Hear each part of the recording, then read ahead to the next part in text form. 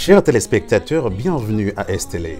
Vous êtes conviés dorénavant à suivre sur les ondes de STL l'émission Science et religion. Une émission qui promouvoit le dialogue Dieu et la science. Et donc, un rendez-vous à ne pas manquer. Avec Jérôme Dieuseul et Voldaï Laguerre. Tous les samedis soirs, 20h. STL, la voix de la diversité, votre voix. Au plaisir de vous y retrouver. Mesdames et messieurs, je suis Miche-Rose Filoska et c'est avec plaisir que je vous présente la STL, une nouvelle chaîne de télévision IP. J'ai l'insigne honneur d'en être la représentante, la porte-parole. La STL, c'est l'image et la voix de la diversité, votre voix. Chers téléspectateurs, bonsoir, bienvenue sur l'antenne de STL. Donc ici, c'est votre ami animateur, Jérôme Dieuseul, qui est toujours avec vous à pareille heure chaque samedi de 20h à 21h. Aujourd'hui, malheureusement, vous n'allez pas voir Voldaï, mon co-animateur, mon ami. Il vous envoie un coucou, il vous fait une salutation spéciale parce qu'il ne se sent pas tout à fait correct aujourd'hui. C'est pour cela qu'il n'est pas avec moi. Mais toutefois, et comme vous le savez, la semaine dernière, on a eu la chance de rencontrer et d'interviewer un jeune pasteur, c'était Yves Nain-Pierre, mais aujourd'hui, on va avoir un invité surprise. Donc, il s'agit de, bon, si je dis surprise, eh bien, vous allez avoir la chance de le voir tout à l'heure. Alors, encore une fois, bienvenue sur l'antenne de STL à travers votre émission favorite de la semaine, Dieu et la science, une émission qui est conçue spécialement pour vous. Sans plus tarder, nous allons accueillir notre jeune chercheur à qui je dis bonsoir Jean-Michel. Bonsoir à toi, mon ami Dieuseul. Et comment allez-vous? Je vais bien. On peut se tutoyer? Bon, mais oui. Mais oui. Okay. Parce qu'on se connaît depuis longtemps. Exactement, exactement. Alors, dis-nous, parle-nous un petit peu de toi. Il est vrai que moi, j'ai pas mal d'informations, mais pour les amis téléspectateurs, qu'est-ce que tu pourrais nous dire à travers ton ministère, depuis quand tu as commencé, et puis parle-nous de toi. Parfait. Donc, moi, à un jeune âge, 16-17 ans, je m'étais fait baptiser dans l'Église. Cependant, je n'avais pas encore pris d'engagement réel de consécration, qu'on appelle dans le langage religieux, pour embarquer dans ce qu'on appelle le ministère ou l'évangélisation, etc. Mais en 2006, suite à une étude sur la prophétie qu'on faisait à un domicile, c'est là que j'ai compris que la Bible était vraie. C'était plus qu'un simple livre historique ou un simple livre qui parle de Dieu, mais que c'était un livre actuel qui nous donnait la victoire. Et c'est à ce moment-là que j'ai pris cet engagement. Donc, depuis 2006, qui est l'année où j'ai pris cet engagement, jusqu'à aujourd'hui, c'est là que je me suis embarqué dans plusieurs ministères, dont spécialement le plus récent, c'est L'Éternel est mon berger, qui a une chaîne YouTube et une chaîne Facebook. Effectivement, moi, écoutez, Jean-Michel, je t'ai vu évoluer, ça fait quelque temps, à l'église de Béthanie, en tant que jeune. J'ai vu ton zèle, j'ai vu ton dévouement, donc tu es toujours assidu aux activités. Et je me rappelle jamais que tu étais absent, mais tu avais cette flamme, d'accord, chez toi. Alors, dis-nous, en tant que chercheur en prophétie de la fin des temps, donc pensez-vous que la science peut nous aider à comprendre la prophétie, ou bien est-ce que votre approche est plutôt scientifique ou théologique? OK. Alors, pour répondre à ces deux questions, on va tout d'abord définir clairement c'est quoi la science et c'est quoi la théologie. Donc, voici ce que le Larousse dit par rapport à la science. Première définition: ensemble cohérent de connaissances relatives à certaines catégories de faits, d'objets ou de phénomènes obéissant à des lois ou vérifiés par des méthodes expérimentales. Deuxième définition: chacune des branches de la connaissance du savoir, par exemple les sciences mathématiques. On voit ça dans le larousse.fr, si vous vous demandez d'où viennent mes sources. Alors, quand on parle de la science, celle-ci a des éléments qui ne sont pas compatibles avec la prophétie biblique, notamment ce qu'on dit la prédiction. Par exemple, avant le déluge, il n'y avait jamais eu de pluie sur la terre. On voit dans Genèse chapitre 1 que les eaux étaient séparées d'avec les eaux et le ciel atmosphérique était entre ces deux couches. Est-ce que tu veux dire, Jean-Michel, il y avait plus de 2000 ans, il n'y avait jamais eu de pluie sur la terre? Exact. Comme depuis la création. Okay. Jusque le déluge a eu lieu en 1700 environ, l'année de la mort de Méthusélah. Mais avant ça, c'était de la vapeur de la rosée qui alimentait la terre. Il n'y avait pas encore eu de pluie. Okay. Alors, où j'en veux venir avec ça, c'est que si on était à l'époque de Noé, okay, l'approche scientifique qui est selon les vérifications expérimentales, ça nous pousserait à rejeter la prédiction du déluge. Parce que le déluge, il n'y avait pas eu d'eau avant. Alors, ça nous aurait logiquement poussé à dire que non, on ne va pas rentrer dans l'arche, ce que tu fais, Noé, ne fait aucun sens. Ouais, c'est ça. Ce qui serait arrivé à ce moment-là, c'est qu'on se serait noyé et on serait mort par ce qu'on appelle incrédulité. C'est pour ça que je voudrais porter mon attention sur la Bible. Hébreux chapitre 11, les versets 1 à 3 et le verset 7. Okay. Hébreux chapitre 11. Exact. Les versets 1 à 3 et le verset 7. Voici ce qui est dit. Or, la foi est une ferme assurance des choses qu'on espère, une démonstration de celles qu'on ne voit pas. Pour l'avoir possédée, les anciens ont obtenu un témoignage favorable. C'est par la foi que nous reconnaissons que le monde a été formé par la parole de Dieu, en sorte que ce qu'on voit n'a pas été fait de choses visibles. Maintenant, le verset 7 dit, « C'est par la foi que Noé, divinement averti des choses qu'on ne voyait pas encore. » Je continue. « Et saisi d'une crainte respectueuse, construisit une arche pour sauver sa famille. C'est par elle qu'il condamna le monde et devint l'héritier de la justice qui s'obtient par la foi. » Et dans Romains chapitre 10, le verset 17, il est dit, la foi vient de ce que l'on entend et ce que l'on entend vient de la parole de Christ. Alors la foi, ça exige à l'humain de croire en quelque chose qui peut être impossible selon la conception de la connaissance de l'individu. La ferme assurance doit donc provenir de la parole de Christ qui est la Bible. Or, l'approche scientifique exige des preuves tangibles avant d'adopter une croyance quelconque. Et on voit que dans le cas de l'époque de Noé, cela aboutit à la mort. Parce qu'à la fin, les gens ont vu que l'eau est bel et bien tombée, mais ils ne pouvaient plus rentrer dans l'arche, c'était trop tard. C'était trop tard, ouais. Donc ça, c'est pour ce qui est de la science. Maintenant, quand on parle de la théologie, parce qu'il faut définir aussi c'est quoi la théologie, définition, encore une fois, ça vient du larousse.fr. Numéro 1, études concernant la divinité et plus généralement la religion. Définition numéro 2. Dans un science chrétien, moi je suis chrétien, donc ça s'applique à moi directement, études portant sur Dieu et les choses divines à la lumière de la révélation. Maintenant, il y a 3 catégories de théologie chrétienne. Première, théologie catholique. Discours sur Dieu.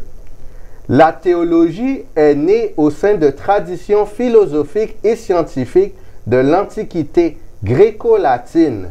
Elle se développe dès les origines du christianisme. Les penseurs chrétiens amalgament, ça veut dire qu'ils mélangent, l'héritage païen avec intuition des prophètes hébreux et l'enseignement de la loi contenu de la Bible. Deuxième catégorie, c'est la théologie orthodoxe. Après la chute de Constantinople, qui a lieu en 1453, la théologie orthodoxe est influencée par le protestantisme, mais grâce notamment aux moines du mont Athos et au rayonnement de leur grande compilation mystique, la philokalie. On va définir c'est quoi la philokalie par la suite. Traduite en slavon 1793, le renouveau vient au 19e siècle de la Russie. Maintenant, la question c'est quoi la philokalie? Définition. Courant mystique de l'Église orthodoxe basé sur la connaissance de Dieu par la beauté.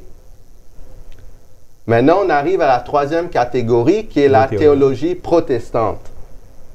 Elle est fondée sur la volonté d'une exclusive référence à l'Écriture sainte considérée comme seul témoignage authentique. C'est une théologie laïque du peuple de Dieu où chacun est responsable de l'interprétation de l'Écriture et de son intervention critique à tous les niveaux de la vie ecclésiale. La théologie protestante est axée sur la responsabilité prophétique des chrétiens. Encore une fois, tout ça, ça vient de larousse.fr. Vous pouvez le vérifier de par vous-même.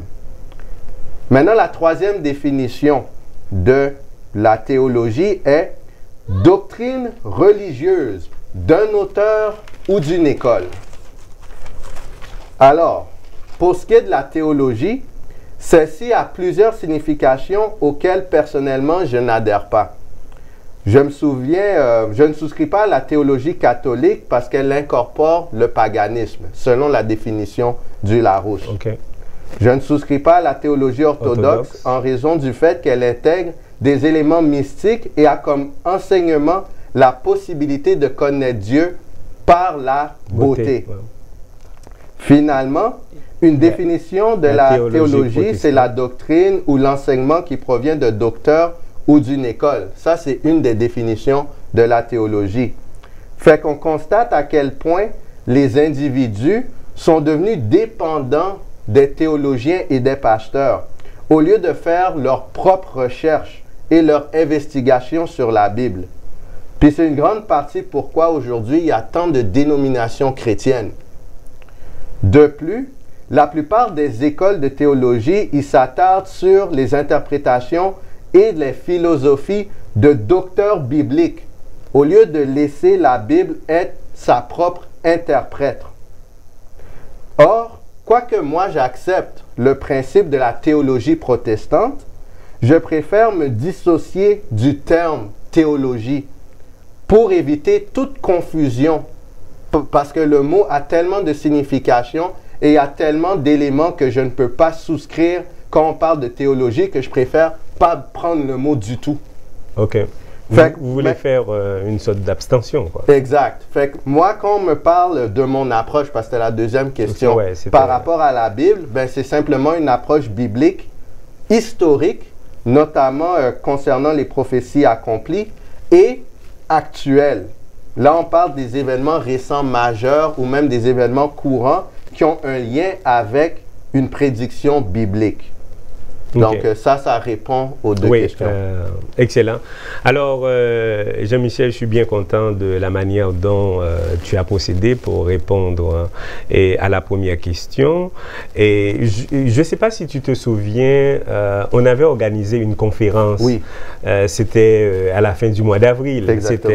Il y avait la présence du conférencier Aboubakar, il y avait également Voldaï. Lors de la dernière conférence, Dieu et la science, donc, à ce moment-là, on avait présenté la Bible comme étant un ouvrage scientifique, d'accord, ayant, je dirais, non seulement un langage scientifique, mais c'est écrit en langage mathématique.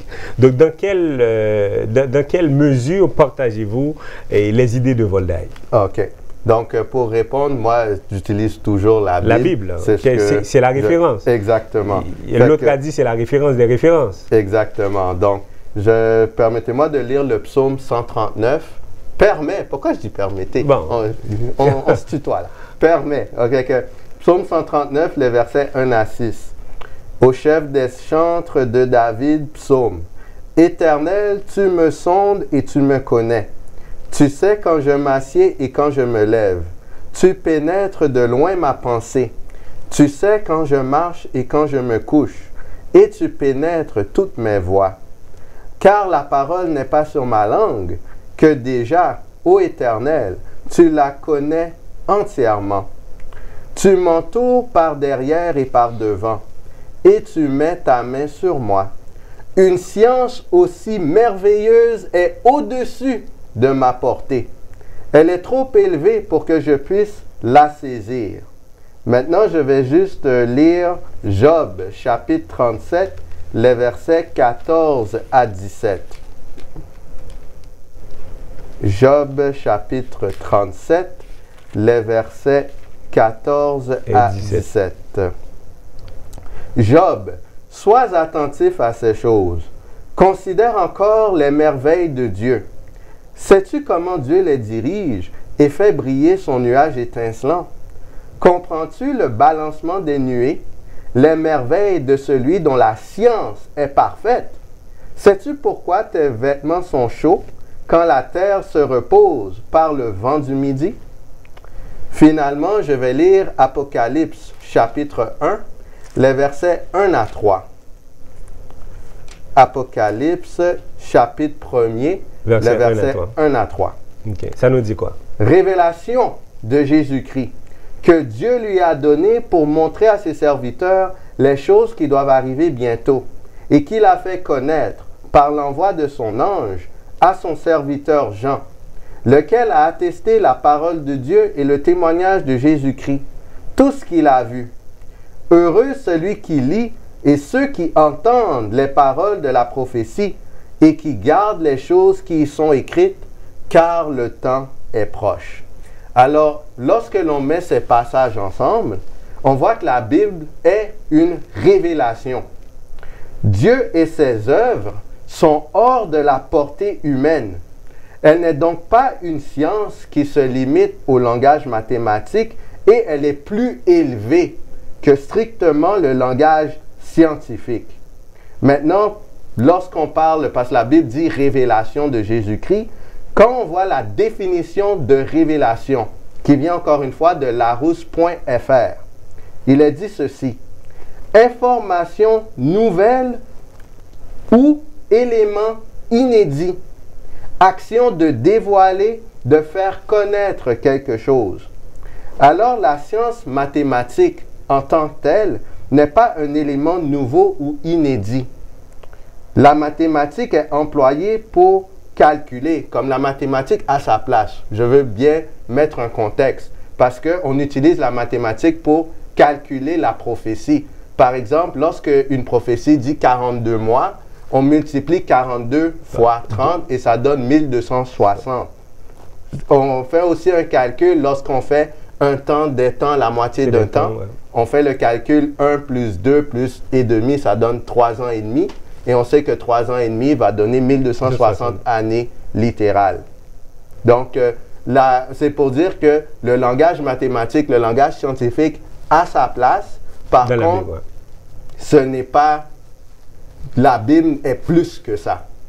C'est parce que la Bible, à la base, c'est la parole de Dieu, c'est la révélation de Dieu. Donc, il y a un élément nouveau. Les mathématiques, les Babyloniens faisaient des mathématiques. Okay. Mais ça ne veut pas dire que c'est strictement ça. On ne peut pas limiter Dieu à ça. Donc, ça veut dire, selon toi, Jean-Michel, la Bible non seulement a toute son importance, mais la Bible va au-delà de la science. Oui, absolument. Parce que la clé de la science, quand je parle de la science biblique, selon la Bible, c'est la connaissance que Dieu donne.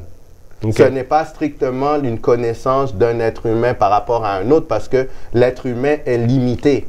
Mais Dieu est infini. Donc, que si on veut quantifier Dieu, c'est le symbole infini.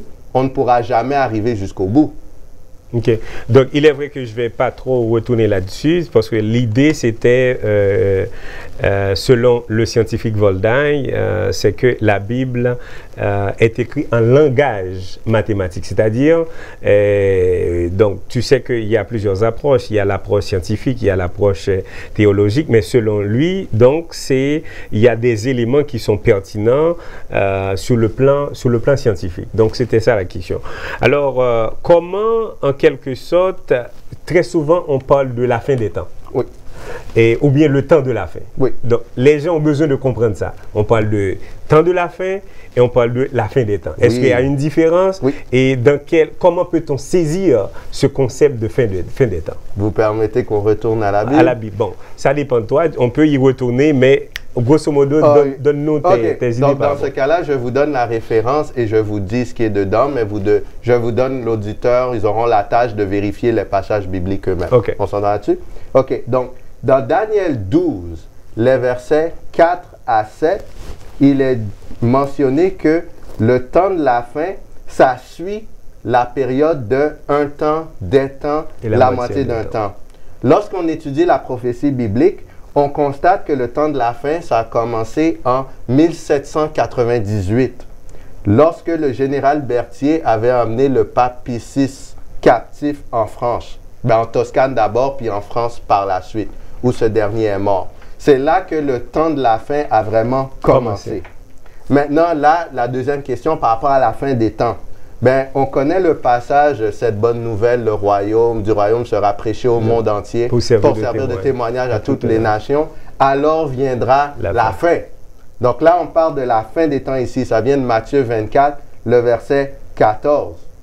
Maintenant, lorsqu'on lit la prophétie de Daniel, notamment au chapitre 11, on voit que l'évangile est prêché au monde entier et que le roi du septentrion va entendre et va être effrayé par ce message de l'Évangile. Parce que le message de l'Évangile va exposer toutes ces actions idolâtres et les persécutions du roi du septentrion. Et à ce moment-là, parce qu'il n'aime pas le message, parce qu'on est en train de le dénoncer, il va chercher à faire taire ceux qui le dénoncent. Et il va employer la force pour faire ça. Il va aussi établir une union politico-religieuse pour mettre à mort ces personnes-là. Et ces personnes-là, on sait que ce sont les serviteurs de Dieu qui proclament cet évangile. Et lorsqu'on voit dans Daniel chapitre 12, le verset 1, c'est là qu'il est dit que en ce temps-là se lèvera Michaël, le grand chef, le défenseur des enfants de ton peuple. Bien sûr, sans vouloir t'interrompre, Jean-Michel, et dans le même contexte, il est dit également que à la fin des temps, ça c'est Daniel, la connaissance de l'homme augmentera. Est-ce que ici il s'agit de la connaissance de l'univers, c'est-à-dire la connaissance scientifique ou technologique, ou bien c'est la connaissance spirituelle qui va augmenter? En fait, là, pour répondre à la question, là, je n'ai pas le choix de lire le passage. Parce que la réponse est dans le passage direct. Là, je n'ai pas le choix. Parce que c'est toujours dans Daniel? Oui, absolument. C'est dans Daniel, justement, le texte disait Daniel 12. On va lire les versets 1 à 4 tout d'abord. En ce temps-là se lèvera Michaël, le grand chef, le défenseur des enfants de ton peuple, et ce sera une époque de détresse telle qu'il n'y en a point eu de semblable depuis que les nations existent jusqu'à cette époque. En ce temps-là, ceux de ton peuple qui seront trouvés inscrits dans le livre seront sauvés. Plusieurs de ceux qui dorment dans la poussière de la terre se réveilleront, les uns pour la vie éternelle et les autres pour l'opprobre, pour la honte éternelle. Ceux qui auront été intelligents brilleront comme la splendeur du ciel, et ceux qui auront enseigné la justice à la multitude brilleront comme les étoiles à toujours et à perpétuité. Toi, Daniel, donc voilà le contexte, tiens secrète ces paroles et scelle le livre jusqu'au temps de la fin. Plusieurs alors le liront et la connaissance augmentera. Maintenant, le verset 7 à 8. Juste un moment. 7 à... ok, je vais continuer. Verset 7. Et j'entendis l'homme vêtu de lin qui se tenait au-dessus des eaux du fleuve. Il leva vers les cieux sa main droite et sa main gauche et il jura par celui qui vit éternellement que ce sera dans un temps, des temps et la moitié d'un temps, et que toutes ces choses finiront quand la force du peuple saint sera entièrement brisée. J'entendis, mais je ne compris pas. Et je dis, mon Seigneur, quelle sera l'issue de ces choses? Il répondit, va, Daniel, car ces paroles seront tenues secrètes et scellées jusqu'au temps de la fin. Plusieurs seront purifiés, blanchis et épurés. Les méchants feront le mal et aucun des méchants ne comprendra. mais ceux qui auront de l'intelligence comprendront. Depuis le temps où cessera le sacrifice perpétuel et où sera dressée l'abomination du dévastateur, il y aura 1290 jours. Heureux celui qui attendra et qui arrivera jusqu'à 1335 jours. Alors, pour répondre à la question, parce que la Bible est sa propre interprète, le livre en question est le livre de Daniel, notamment les prophéties qui sont contenues dans ce livre. C'est ça que Dieu dit à Daniel, de sceller le livre de Daniel jusqu'au temps de la fin, parce qu'à partir de 1798, c'est là que la connaissance de la prophétie biblique, notamment du livre de Daniel, a augmenté. OK. Donc voilà la réponse, c'est le livre de Daniel. Et parfait. Alors, je pense que c'est dans ces passages bibliques que presque tout se passe. Là, on parle des méchants, on parle des sauvés également, exact. On parle du jugement, on parle de plusieurs choses. Oui. Okay? Donc, alors, en ce sens, lorsqu'on parle de jugement, donc, comment tu pourrais nous expliquer cela? Est-ce que, parce qu'il y a deux types de jugements, à ce que je sache, il y a le jugement final et également il y a qu'on appelle le jugement exécutif, il y a le jugement investigatif. Quelle différence tu peux faire entre ces deux concepts? OK. Donc, pour faire une image, Salomon, avant qu'il prend possession entièrement de son royaume, il avait déjà été nommé roi par David, son père. Mais avant que son trône soit entièrement affermi, David va lui donner certaines instructions. Il va dire, telle personne comme Joab, mets-le à mort. Cependant, Salomon ne va pas tout de suite exécuter ce jugement-là. Le jugement va se faire après. Or, ça, c'est un type de ce qui va arriver ou ce qui arrive en ce moment en cette fin des temps. Dans le ciel, les êtres célestes avec Jésus-Christ, avec Dieu le Père, ils sont en train de scruter la vie de chaque être humain qui a existé sur notre planète. Et ils sont en train de dire, après examination de la vie de cette personne est sauvée ou cette personne est perdue. Commençant à Adam jusqu'à nous aujourd'hui, jusqu'aux vivants. Lorsque cette phase sera complètement terminée, parce qu'on commence avec ceux qui sont morts et on termine avec les vivants. Donc, lorsque la phase de cette investigation sera finie et qu'on aura jugé tous les êtres humains qui ont existé sur la face de la terre, là maintenant, on passera à l'autre phase, la phase de l'exécution.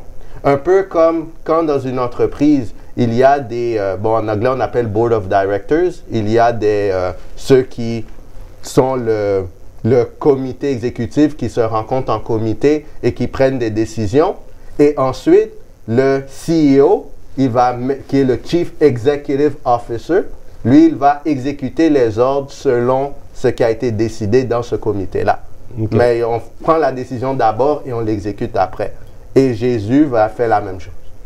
OK. Donc, ça veut dire, si je comprends bien, parce que les amis téléspectateurs, ils doivent bien comprendre, parce que lorsqu'on vit sur cette terre, donc, on est en train d'être examiné. Oui. On est en train de passer des épreuves. Exact. Donc, après, c'est comme si on a été à l'école. C'est comme si on a été soit au cégep ou à l'université. Oui. Donc, il y a un moment où il y a l'apprentissage qui se fait, mais il y a un autre temps où il y a un examen qui va être passé à ce moment-là. Donc, il y a un résultat qui va être donné. Est-ce qu'on va réussir ou bien est-ce qu'on va échouer? Donc, c'est à peu près pareil. Donc, je reprends. Donc, il y a deux types de jugements. Il y a le jugement final ou bien le jugement exécutif. Exact. Il y a aussi le jugement investigatif. Ça veut dire que pendant et durant notre passage sur Terre, eh bien, on est examiné. Au moment où nous sommes en train de parler, eh bien, il y a des notes qui sont en train d'être mis pour les êtres humains.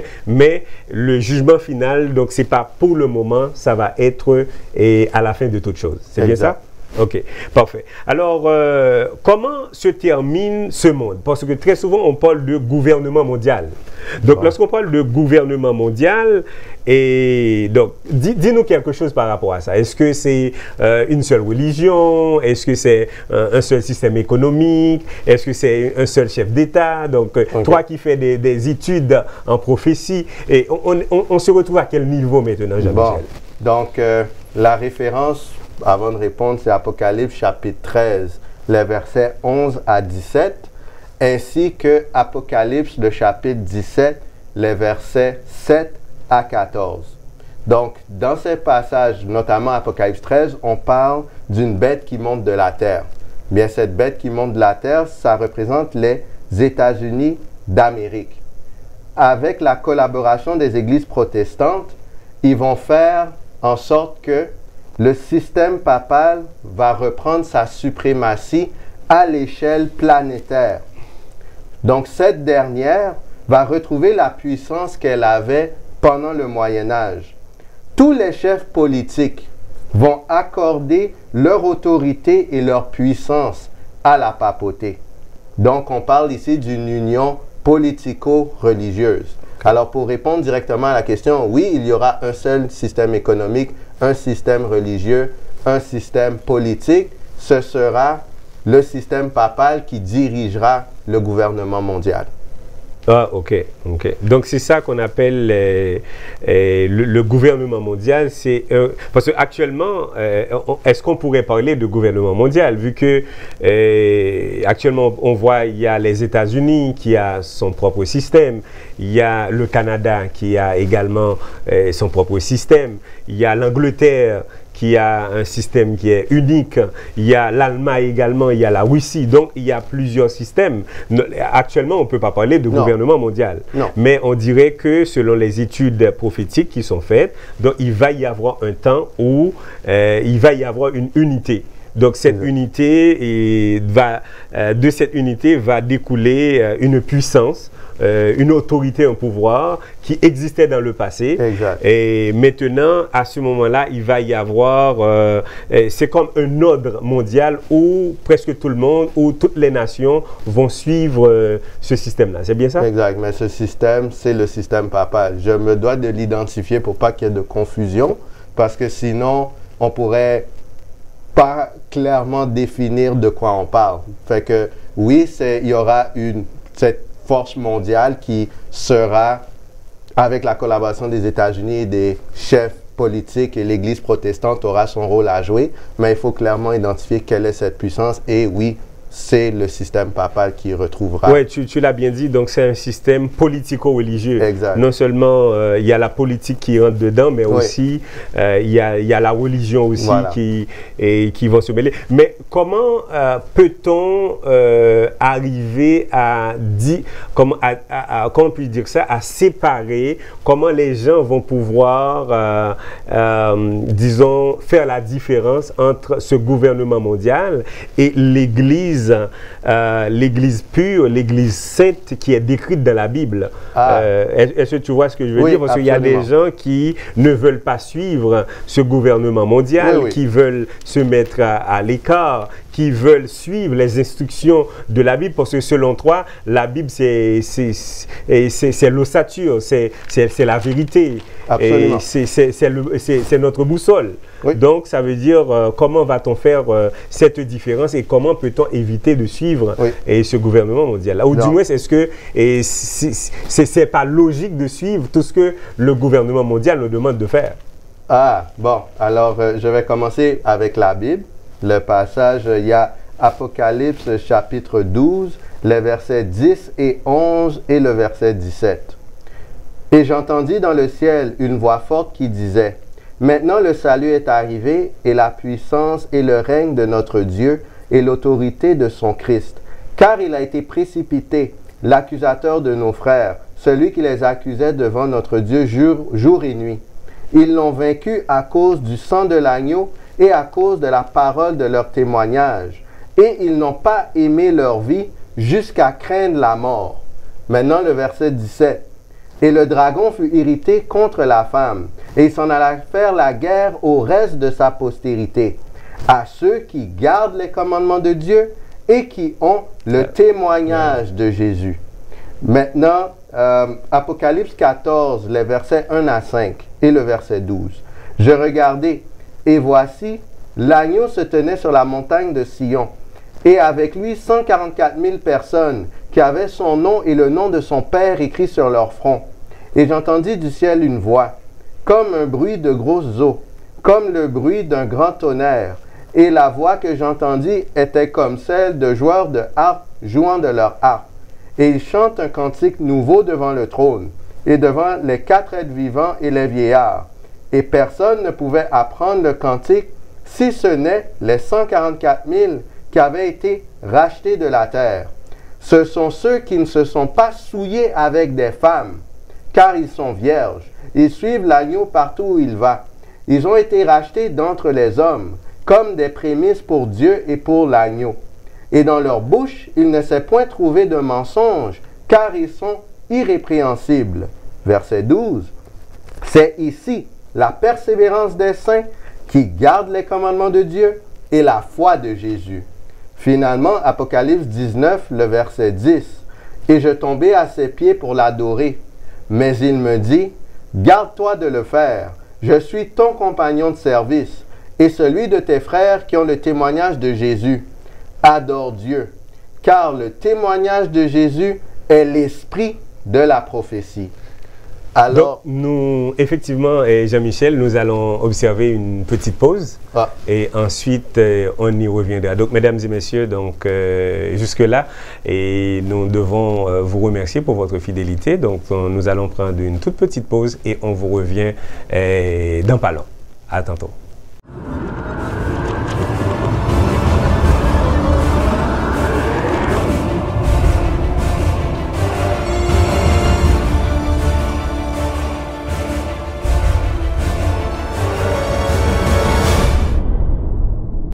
Chers téléspectateurs, bienvenue à STL. Vous êtes conviés dorénavant à suivre sur les ondes de STL l'émission Science et religion. Une émission qui promouvoit le dialogue Dieu et la science. C'est donc un rendez-vous à ne pas manquer. Avec Jérôme Dieuseul et Voldaï Laguerre. Tous les samedis soirs, 20h. STL, la voix de la diversité, votre voix. Au plaisir de vous y retrouver. Mesdames et messieurs, je suis Miche-Rose Filoska et c'est avec plaisir que je vous présente la STL, une nouvelle chaîne de télévision IP. J'ai l'insigne honneur d'en être la représentante, la porte-parole. La STL, c'est l'image et la voix de la diversité, votre voix. Mesdames, Messieurs, chers amis, rebonsoir. Donc ici, c'est votre ami, Jérôme Dieuseul, et vous suivez en direct votre émission Dieu et la science, animée par votre serviteur ainsi que Voldaï Laguerre qui n'est pas présent aujourd'hui, il est absent, mais il vous fait un coucou en passant. Alors nous accueillons aujourd'hui une grande personnalité, un chercheur en prophétie qui est avec nous. Donc il nous parle de la fin des temps et l'utilité de la science. Alors, pour revenir à la dernière question, on parlait à la fin des temps, il va y avoir un gouvernement mondial. Donc, il donnait son opinion par rapport à ce gouvernement mondial et qui n'est pas de mise actuellement parce qu'aujourd'hui, rien qu'à regarder à travers les différents continents, on peut constater que en Amérique, aux États-Unis, il y a un gouvernement, au Canada, il y a un autre, en Angleterre, en Allemagne, en Russie, il y a plusieurs gouvernements avec des systèmes différents. Tandis que, selon la Bible, selon la parole de Dieu, il va y avoir à la fin des temps un gouvernement mondial, c'est-à-dire un système politico-religieux qui donnera ordre pour que vraiment tout le monde puisse suivre les différentes directives. Alors, la question qu'on avait posée, est-ce que on peut, de nos jours, on peut dire qu'on est à la fin des temps, Jean-Michel, puisque on peut dire qu'on n'est pas à la fin des temps, puisque ce gouvernement mondial n'est pas encore arrivé. Comment pourrais-tu aborder cette question? Oui, donc essentiellement, par rapport à cette question, on s'approche de la fin des temps. Les événements sont en train de converger vers ce moment-là parce que à la fin des temps, ce qui doit arriver, c'est que la papauté doit reprendre sa suprématie à travers ce gouvernement mondial. Donc, il y a des signes qui laissent entendre que la papauté, l'Église catholique romaine, retrouvera sa suprématie. Par exemple, notamment, j'avais mentionné les États-Unis qui avaient un rôle à jouer. Les États-Unis, une des choses qu'ils vont faire, c'est se détourner de leurs principes constitutionnels. Parce que dans Apocalypse 13, on parle de la bête qui monte de la terre, qui a 2 cornes d'agneau, mais qui parle comme un dragon. Cela représente les États-Unis qui, en ce moment, sont fondés sur la liberté religieuse et la liberté, si tu veux, civile. La liberté politique, la liberté civile. Ce sont les 2 cornes d'agneau qui sont mentionnées dans Apocalypse chapitre 13.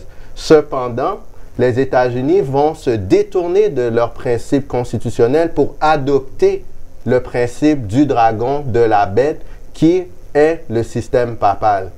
Et c'est à ce moment-là que toutes les nations, parce qu'on sait que les États-Unis sont la première puissance mondiale, donc lorsque les États-Unis vont faire ce changement, toutes les nations du monde vont suivre naturellement. Et maintenant, comme signe qu'on s'approche de ce moment fatidique, est le fait que Donald Trump, lors de sa campagne électorale, il avait promis à plusieurs églises protestantes qu'il allait tout faire pour retirer l'amendement Johnson. Or, l'amendement Johnson était une loi qui empêchait les églises ou les organismes à but non lucratif à financer les candidats politiques ou à les soutenir de manière publique. Sinon, ils perdraient leur exonération fiscale, qui est une belle expression simplement pour dire qu'ils allaient devoir payer les taxes comme toute organisation.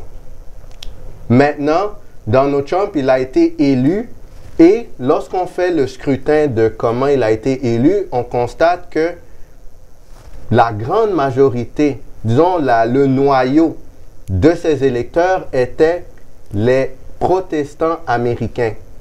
Okay. Naturellement, c'est des Américains, ça va de soi, mais c'était vraiment les protestants. Parce qu'il avait eu environ 60% des suffrages par rapport à ce groupe. Est-ce qu'on veut dire que les catholiques n'avaient pas voté? Bien, parce que les États-Unis est un pays protestant à la base. Et lorsqu'on regarde les bases du protestantisme, le protestantisme à la base était contre l'Église catholique. Quand on regarde comment le 31 octobre 1517, il y a eu les 92 thèses de Martin Luther. C'était une protestation, justement le mot protestant, contre l'Église catholique. Mais maintenant, ce qui arrive, c'est que l'Église protestante est en train de retourner au catholicisme. En vertu de cela, les États-Unis vont redonner accès au pape. En termes de suprématie mondiale.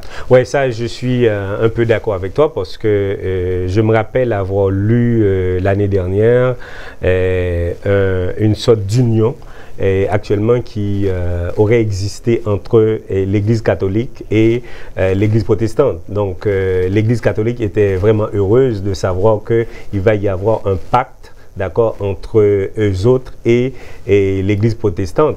Ouais, donc je disais, donc, est-ce que, comment peut-on, l'Église chrétienne, parce que les grandes églises monothéistes, on peut parler du judaïsme, on peut parler également du christianisme. Lorsqu'on parle du christianisme, on voit généralement l'Église catholique et l'Église protestante, les deux grands morceaux. Comment l'Église pure peut-elle être différente de ces institutions-là? Ben essentiellement en faisant ce qui est dit dans Apocalypse 12, à savoir la parole de leur témoignage. Donc, ils font fidèlement dénoncer, en présentant le message de Jésus, qui est les commandements de Dieu, et le témoignage de Jésus, qui est l'esprit de prophétie. Il faut dénoncer le système papal. Pourquoi je dis ça? C'est parce que dans Apocalypse chapitre 18, il est dit ceci. Elle est tombée, Babylone la grande. Elle est devenue une habitation de démons, un repère de tout esprit impur. Il est dit par la suite, sortez du milieu d'elle, mon peuple.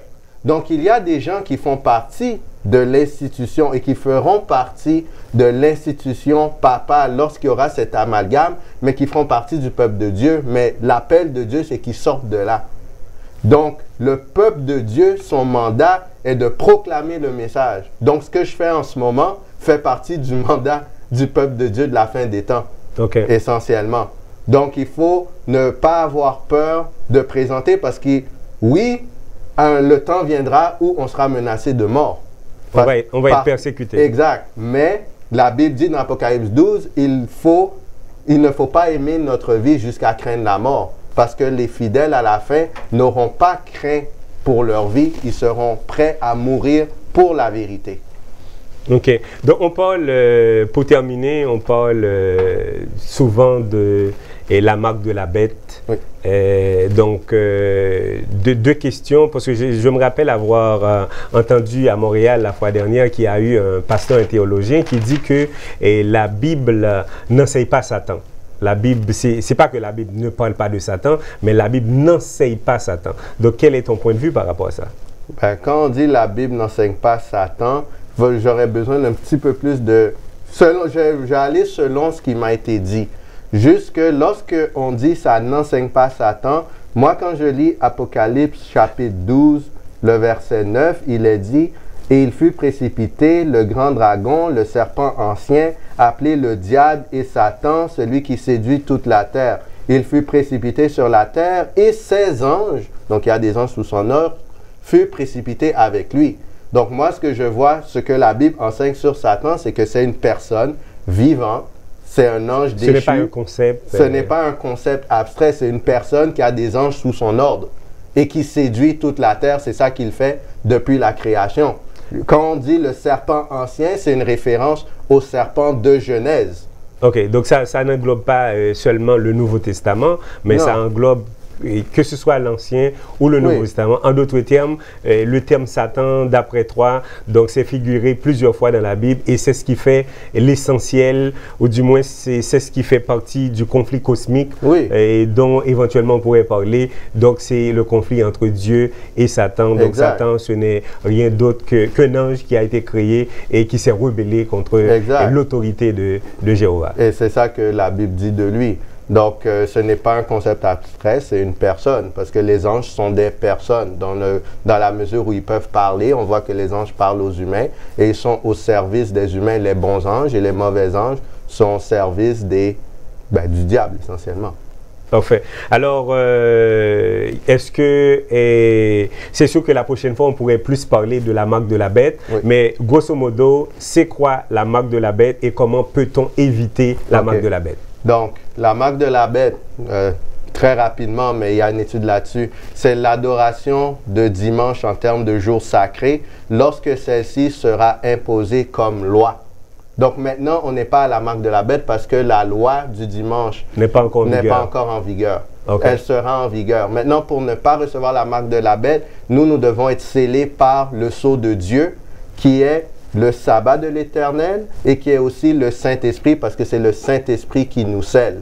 Mais le jour sacré qui vient de l'Éternel est le sabbat du vendredi soir à samedi soir. OK, excellent. Donc, effectivement, ça nous porte beaucoup de curiosité à aller, en profondeur par rapport à cette question parce que plusieurs amis de nos téléspectateurs, donc, ils veulent savoir c'est quoi effectivement la marque de la bête. Est-ce que c'est seulement le jour du dimanche ou bien est-ce que c'est la loi, la proclamation ou bien on parle aussi d'un puce électronique qui viendra bientôt. Donc, je pense que ça pourrait faire l'objet d'une autre étude éventuellement. Alors, quel est le dernier message que tu as aujourd'hui et quel est ton mot de fin? OK. Mot de la fin, c'est faites vos propres recherches. Parce que, oui, tu sais, moi, j'ai ma chaîne YouTube et j'ai ma page Facebook. Je vous encourage à y aller. C'est l'Éternel est mon berger. Exact. Mais il est préférable que vous fassiez vos propres recherches vous-même que même que vous consultiez ma chaîne. Parce qu'en bout de ligne, on doit répondre de nos recherches. Les prophètes faisaient leurs propres recherches, même si Dieu les parlait en vision. Alors, à plus forte raison, nous avons besoin de faire nos recherches pour avoir une foi inébranlable qui nous supportera au temps de crise. Excellent. Alors, vous sondez les Écritures parce que vous pensez avoir en elles la vie éternelle, car ce sont elles qui rendent témoignage de moi, donc dit l'Éternel. Alors, là-dessus, mesdames et messieurs, nous allons mettre fin à notre série aujourd'hui. Merci infiniment d'avoir été des nôtres. Merci de votre fidélité. Et je dois remercier également les amis techniciens qui étaient avec nous. Je parle de Valérie Camden et Tarek qui était là avec nous, et puis il y a son ami aussi et qui l'a accompagné. Donc c'est sûr que les salutations seront beaucoup plus formelles la prochaine fois. Donc vous venez de suivre, mesdames et messieurs, l'émission tant favorite au cours de la semaine, c'est Dieu et la science, une émission qui établit un dialogue, une entrevue, un entretien entre Dieu et la science. Et qui dit la science, on voit l'homme, la bonne harmonie, la bonne relation entre Dieu et les êtres humains. Merci infiniment. Restez branchés pour la suite de la proclamation sur STL, la voix de la diversité, votre voix. À la prochaine.